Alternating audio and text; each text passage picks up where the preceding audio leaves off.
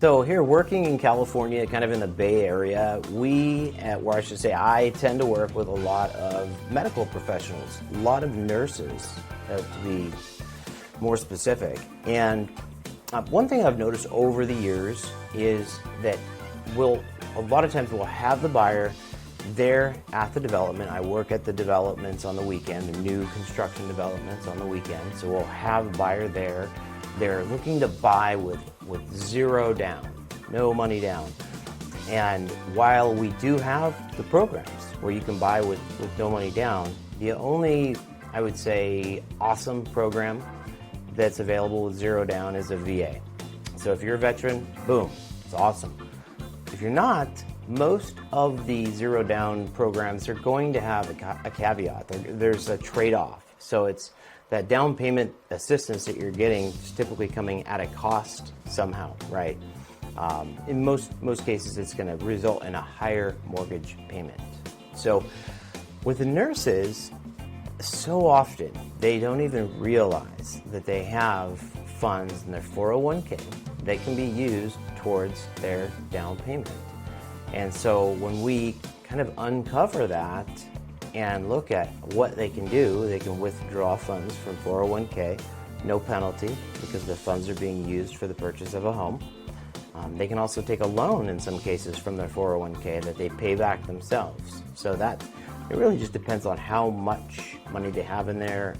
If they've been a nurse for 5 years or more, they'll typically have enough funds in their 401k that they can use that for the down payment on an FHA or conventional purchase.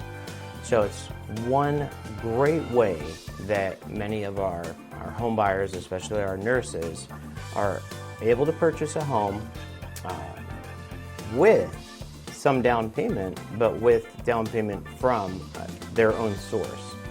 Now, to add to that, we are all seeing a drop in the stock market. We're seeing a drop in our own investment portfolios. And so I think it's important also, if you want, to look at the investment opportunity and comparison. Because if you're renting and you just have a bunch of money sitting in a 401k, it's not doing much right now. Those same funds put into real estate are probably going to help out much more in two ways. One, that's your housing expense. And two, there's a return on investment on the purchase of your home that is increasing based on the appreciation, not of your investment, but of the value of the home. And so let me elaborate. Let's say the nurse is buying a home for $600,000 and down payment is 10%, so $60,000 down payment.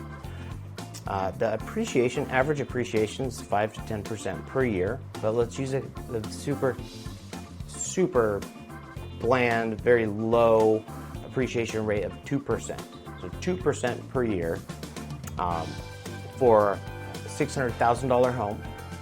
After 5 years, that total appreciation would be $60,000. It's $12,000 per year, 5 years, $60,000. So a $600,000 home with $60,000 investment after 5 years will return $60,000. It's a 100% rate of return after 5 years on your investment. And the reason for that is because the appreciation is off of, it's not like we're getting appreciation or interest off of the $60,000 investment. No, it's based off of the appreciation of a $600,000 home.